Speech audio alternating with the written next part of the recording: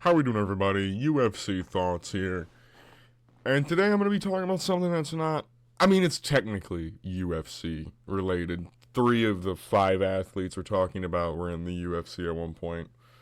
Dylan Dennis, of course, was never in the UFC, but he's also an MMA fighter. But Misfits 22 happened last night. If you remember what Misfits is the boxing promotion that KSI founded a couple of years ago when he wanted to beat up Alex Wasabi.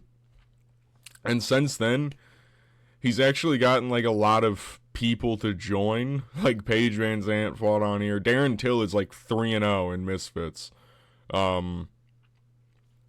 He beat Darren Stewart. He was supposed to fight Tommy Fury not too long ago, and Tony Ferguson made his debut. Misfits 22 is pretty solid, I will say.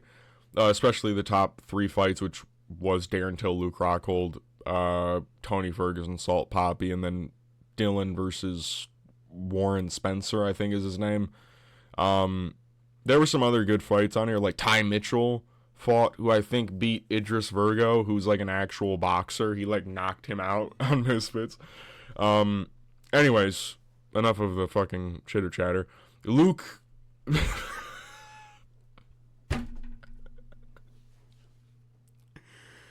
Oh, man.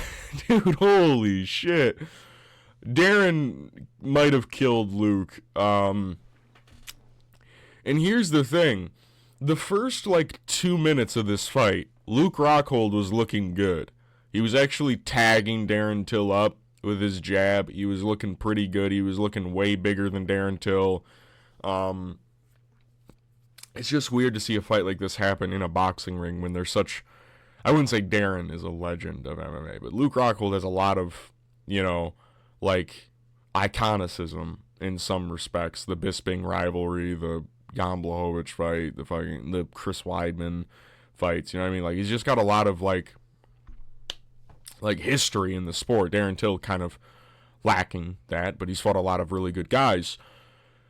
Basically, Luke, like I said, was doing well. Darren dropped him at the end of the first round really bad with 2 left hands. Round 2, pretty much the same as the first, but Luke had basically no success. It was a lot of Darren just walking him down.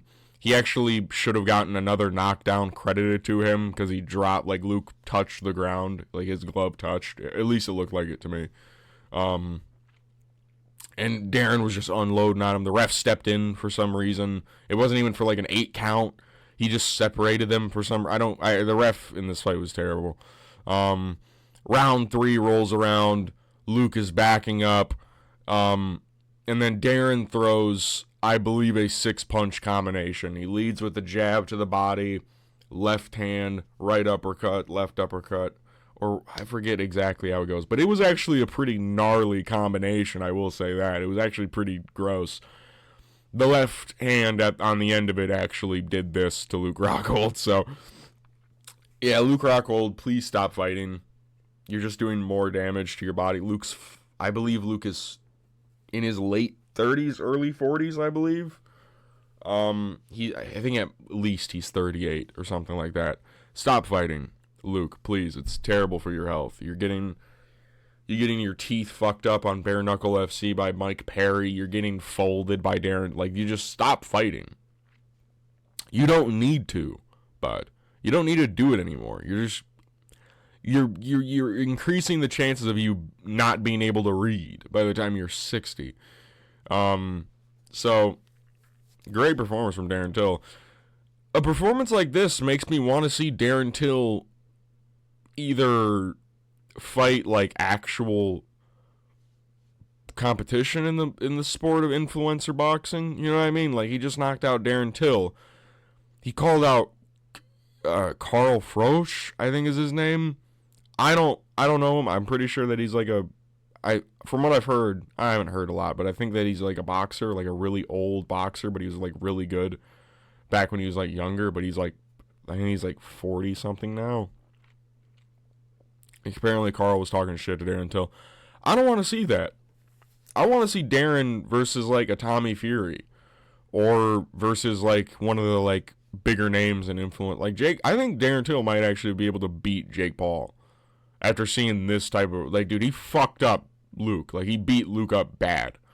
I know Jake has got the weird exhibition fight with Gervonta Davis, which is going to be weird, which I honestly, this is going to sound like a hot take. I think Jake might actually win that just based off of size alone, and he's not like that bad of a boxer. But Gervonta will be a lot quicker than him, and he hits pretty hard for his size, but like, you know, it's an exhibition. They're probably not going to go as hard as they can, but or Darren just go back to MMA. Maybe it's because he's not in like the grappling sense, which has always been the weakest part of his game, is his wrestling. He's always been kind of a pushover, even in the Tyron Woodley fight when he got dropped and then subbed. Maybe that's why he's having a lot more success in boxing, because a lot of his losses, besides Jorge, of course, and Robert Whittaker, Robert mixed it up, but he also just was outstriking him in moments on the feet. So, Darren, good win, buddy. Let's get to the part you all want me to talk about. Tony Ferguson won. Tony did it. Tony is officially an undefeated professional boxer. He beat Salt Papi. Going into this fight, I was extremely worried for some reason. I know it's not for some reason. Tony is old. And Salt Papi actually is like not that bad of a boxer. He's actually like got some slick technique, especially early on, and he hits kind of hard. If you see some of his highlights, he's got some pretty nasty knockouts. But as the fight kind of got closer, I remembered it's a similar thing with Darren Till. A lot of what Tony was struggling with, especially late in his UFC career, was grapplers. Was like grappling, like strength and endurance in the grappling. That's what he really struggled with. It wasn't really necessarily the stand-up, other than the Gaethje fight, of course.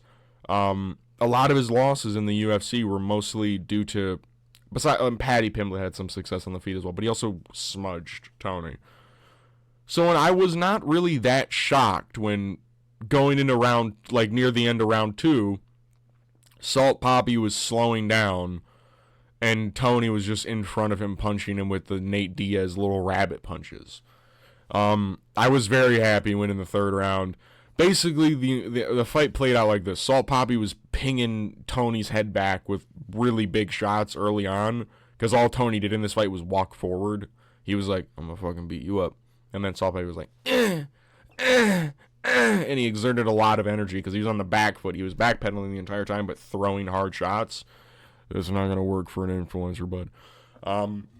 And Tony just walked him down. In round 3, you could really see it. It almost reminded me of like a Lone Kavanaugh, Charles Johnson situation where it's like, this guy doesn't want to. He wants a break, but the guy's not giving him a break. So his arms are getting lower. He's not throwing as much. His punches don't have that much steam on him. And when he does throw them, he's putting a lot of energy into it, which is going to take a lot more time to recover from. Like, I wasn't that shocked when Tony actually won. I was very happy because I was like, holy shit, Tony Ferguson finally won a fight. I think this is his first win since Donald Cerrone in 2019. Or was it Pettis or no, because he fought Pettis at 229, right? And then he fought Donald afterwards. Yeah, I think this is his first win since Donald Cerrone back in all the way back in 2019. Yeah, I love seeing Tony win. I was so happy. You could see it on Tony's face as well. It's a loss for words, honestly. He was like screaming. He was like, I did it. He was pounding the floor, dude. Yeah, Salt Papi, thank you for giving Tony Ferguson a win, man. Like, it was a bit of an early stoppage, I will say. It was like right as Salt Papi started to get tagged up a lot. Like, it was like a 8-punch combination from Tony. The ref kind of just stepped in. I would have liked to see it go on a bit longer, because even though, like, there is a chance that maybe Salt Papi lands a big shot, I feel like at that point, Salt Papi was just like, stop walking at me, and then Tony kept walking at me. He's like, I'm just going to cover up. I think we got robbed a little bit of not seeing Tony Ferguson put the absolute fucking beat down of a lifetime on this fucking dude. But yeah, Tony won, and I think they're trying to set up a fight between him and Dylan Dennis or something like that. Tony has a boxing career now. All is well. Speaking of Dylan Dennis, great win for Tony Ferguson. Love seeing it. Look at his face. Look at him punching Salt Papi. Look at the profile picture on his fucking box rec page. Dylan Dennis actually won something in mixed martial arts. Now, it was on this weird influencer boxing card, but it was a sanctioned MMA bout against Warren Spencer, who's like kind of shit. I don't really know. From what I've seen, he's fought in Misfits twice before. He's 1-1. I don't even remember who he beat. His nickname's like the Mechanic, I think. But look at that stat. Dylan Dennis got his first win in mixed martial arts in 2,269 days. That's a fucking long time, dude. I think his last win was like in 2018 or something. Or was it 2019? I think it was that's a long ass time to just not go, because he hasn't fought in MMA since, because he's still undefeated, I'm pretty sure. It's just he never fucking fights. He never fights. His most recent fight wasn't even an MMA fight prior to this. It was the boxing match against Logan Paul. But yeah, essentially, Dylan kind of walks at him. You could tell Dylan didn't really respect Warren a little bit just by watching it. He just kind of walked at him, smiling, threw a jab, buckled Warren with it, and then Warren tagged him with something, and Dylan was just smiling at him.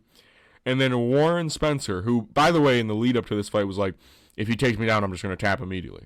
I'm just going to tap. I'll pay you extra not to wrestle me. I'll pay you extra. Dylan kind of just, Dylan didn't. Warren just charged at him and put his head in, like, his armpit in a front headlock choke. And then Dylan pulls a guillotine, basically, like, throws him around, basically ragdolls him onto the ground, and then takes top mountain guillotine. And Warren taps. It was like 15 seconds. I think it was the total amount of time that it took for Dylan to get the submission. Well, it was like, that was the time of the fight. To actually make Warren Spencer tap, it was like 5 seconds. Once he got like in the headlock position, he immediately threw him down and got top mount guillotine, and then Warren immediately tapped. So, Dylan Dennis finally won. Finally gets a win. Misfits 22. Look at this. Look at Luke Rockhold. He's deceased. Like, look at this. Look at his leg. It was actually a gross-ass knockout. Probably the best knockout in Misfits. Because I'll be honest, I like watching, like, influencer boxing. I find it fun because they're, like, none of them are really... Like, there are some, like... Saul Poppy was actually, like, decent until he fought, like, Slim, obviously, and got chinned. There's some, like, actual decent fights that you can watch. Like, that Ty Mitchell fight that I talked about earlier, he fought, like, this guy named Hemphill. It was 10 rounds, and it was actually, like, entertaining. It was actually, like, kind of lit. But Luke Rockhold's dead. Tony fucking won, and Dylan Dennis beat a Mechanic. So, he got a belt. Dylan Dennis is an official MMA champion. Not in UFC. Not in the UFC. Not in Bellator. Bellator doesn't. Not in the PFL. Not in the LFA, even. Misfits. He won in Misfits, so. If you like the video, give it a like. Oh, God, I gotta sneeze. Oh, hold up, it's fuck. It was edging me for a second. If you like the video, give it a like.